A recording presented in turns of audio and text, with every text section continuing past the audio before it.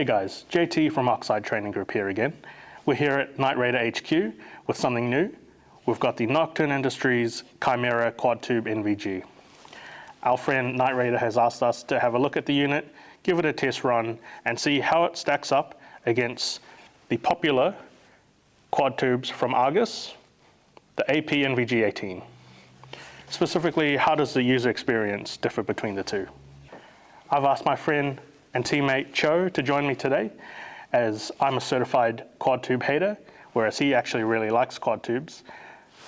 How did you find running them side by side, and did you prefer one over the other? Yes, we took both units out on a woods walk the other night, and I definitely found that I prefer one unit over the other.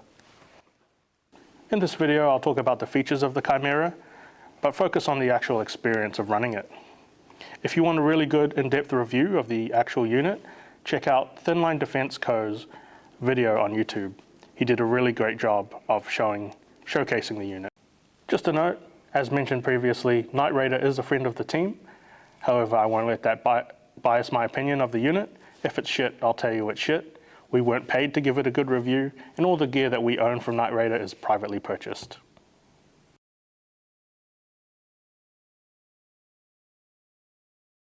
So what I have here is the Nocturn Industries Chimera. This is the sample unit. It is a magnesium housing. I understand this is a limited run, and future production models will be injection molded polymer, similar to Nocturn's other models such as their Katana and their Talon. First impressions are positive. The Cerakote looks great and rugged, and I prefer the more refined look over the polymer Argus housing. As far as aesthetics, we had a bit of a split. Night Raider and myself prefer the look of the Chimera. However, Cho, you had a different opinion. Yes, I personally prefer the look of the Argus panos, purely because it reminds me of the original L3 GP NVG 18s. The immediate feature that stands out, and in my opinion, the defining feature of the Chimera, are the articulating pods. I personally consider articulation as a must-have feature, and it's one of the biggest factors to me not liking pano units in the past. This is because when I aim with a rifle using a thermal clip-on, I want to swing the pod up and away from my eye, rather than have to stow the mount and raise the entire unit, losing the ability to see through night vision with my off eye. It also allows you to articulate both pods to the side so that the mount remains in the down position, which will help if you're in an area with low overhead clearance, particularly when sitting in a vehicle.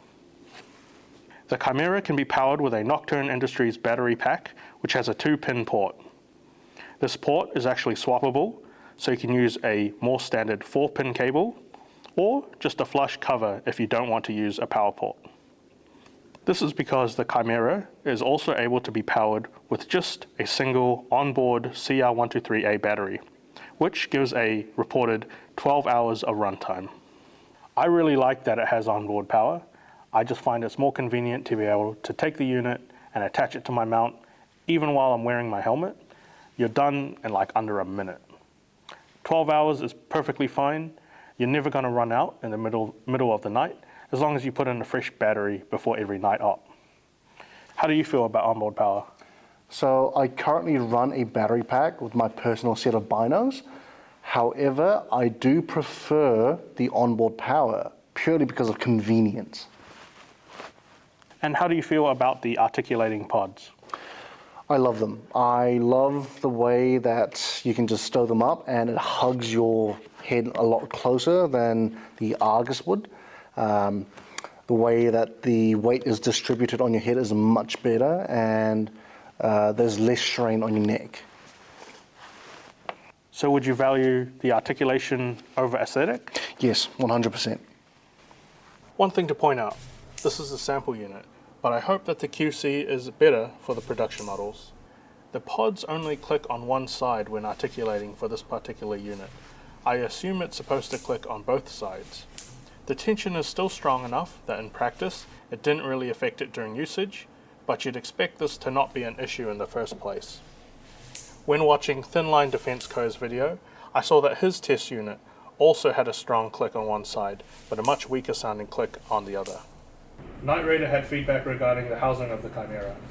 For him, he found he did not have quite enough maximum IPD adjustment, but neither myself nor Cho had this issue, so your mileage may vary.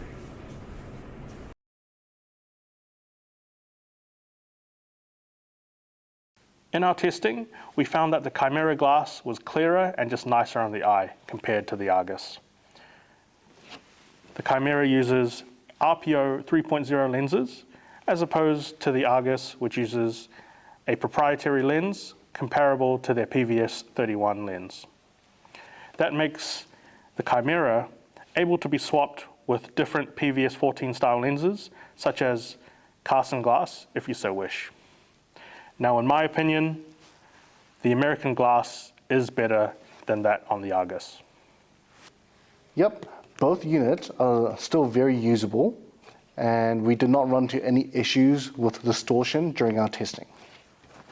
A noticeable difference between these two units when running them side by side is how Nocturn has done the fuse point of what you actually see when you look through the optical lens. What does this look like for the end user? The Argus takes the same route as the original GPNVGs, with the image split directly down the middle between the two circles where there is a slightly perceivable straight line. The Nocturn Chimera, however, looks more like two circles overlapping, like a Venn diagram. In our testing, we had a mix of preferences. Cho and myself preferred the Chimera, however Night Raider strongly prefers the split on the Argus. He found with the Chimera he struggled to keep the sweet spot where the images fused perfectly, causing a bit of a shadow where the pods fused, which he couldn't ignore. In my testing, I saw what he meant by the sweet spot shifting. There is a bit of a shadow that appears or can appear when one circle takes over the other. However, in practice, I found I only noticed this when I was specifically looking for it. If I was looking out into the distance, my brain focused on the image and I ignored the shadow. So ultimately, I picked the Chimera as my preference. What was your experience with the way that the image is fused on the Chimera? I didn't have any issue with it. I only noticed the shadow once I was purposely looking for it. And what is your preference between the Chimera and the Argus? Definitely the Chimera. Okay. You like the way that it looks through the Chimera? Yes, 100%. I had no issue setting the Chimera's focus, and Night Raider advised it was easy to collimate the unit, which is where the image from both tubes in one pod come together to form a cohesive image. The Chimera did this particularly well at distance. The Argus, however, was a struggle to implement. We had difficulty collimating it. In order to make it work, we had to set the collimation distance to very close. Targets were within 5 to 10 meters. This meant that at 30 meters and further, the image was very uncollimated. I'm not sure if this was intentional, as one could argue the purpose of a quad tube unit is for use in close range CQB. But the fact you can't collimate it for further distances if you wanted to is, in my opinion, a design flaw. A quick note on the objective lenses. No, you can't increase the field of view even further with the 50-degree boom slang lenses. They just don't want to collimate well.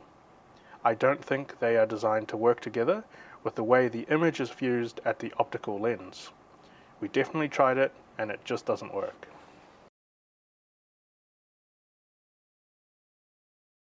Now there's no getting around the fact that quad tubes are going to weigh a bit. The magnesium housing of the Chimera weighs in at slightly heavier at 880 grams, depending on what tubes you have inside. However, the polymer version is reported to be about 780 grams. Both the Argus and the original GPNVG weigh roughly about the same. Surprisingly, this still manages to equal roughly the weight of two PVS 14s on an M1 bridge, despite having 4 tubes over 2. I found the weight of both systems noticeable, but not unmanageable. I think it's extremely important to make sure that your helmet is properly counterweighted. A lot of the issues that you find from running a heavier system on your helmet can be mitigated by making sure that the weight is properly balanced to the rear. How was your experience with the weight of both of these units? So I have used Argus panels quite a lot in the past, However, the articulating pods on the Chimera I have found to make a major difference in weight distribution and neck strain when stowed.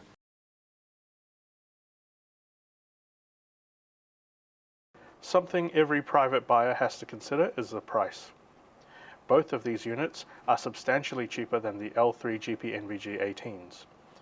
I don't consider that unit as an option for most civilian consumers due to the price and proprietary parts.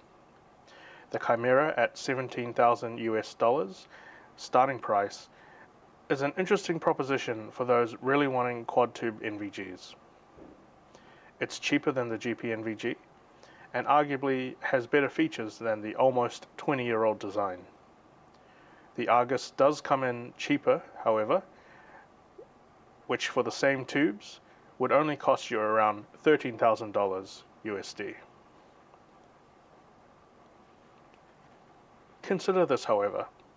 I said at the start, I am a quad tube pano hater. Here's why.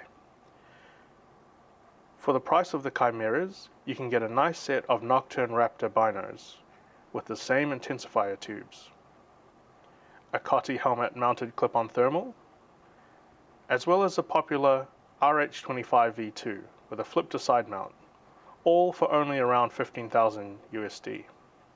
You still have around $2,000 which you can then put into lens protectors for every device, a new helmet mount, or a laser aiming device. I know which option I'm personally picking. I've always talked about how important it is to have thermal detection capabilities in your kit. For the price of admission, I don't think the increased 120-degree field of view is worth more than all of the thermal capabilities that you lose in the other option. Now, spoiler alert, I know you're going to be purchasing one of these units for yourself, but tell me a little more about your thoughts on the price and why you think it's justified. So I love the widened field of view of the panos.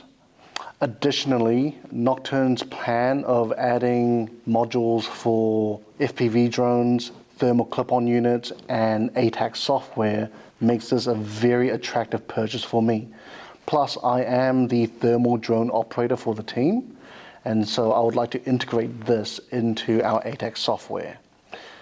Also, I'm not going to lie, I am also a bit of a gear hoarder and I would love to add this to my collection.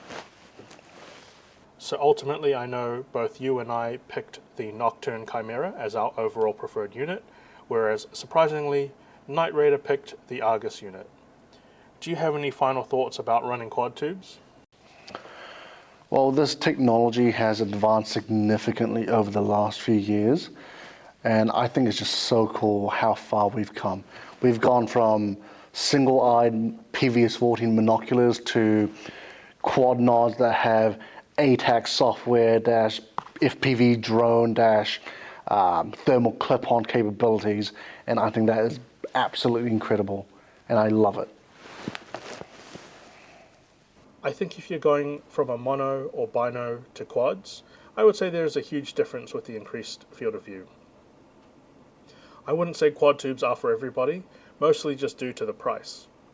However, if someone was on the market for quad tubes, I think you can't go wrong with the Chimera. Thanks for watching. If you're on the market for quad tubes, hopefully you found some of this useful. A final shout out to Night Raider for having us. Thanks for giving us the chance to play with these very expensive devices.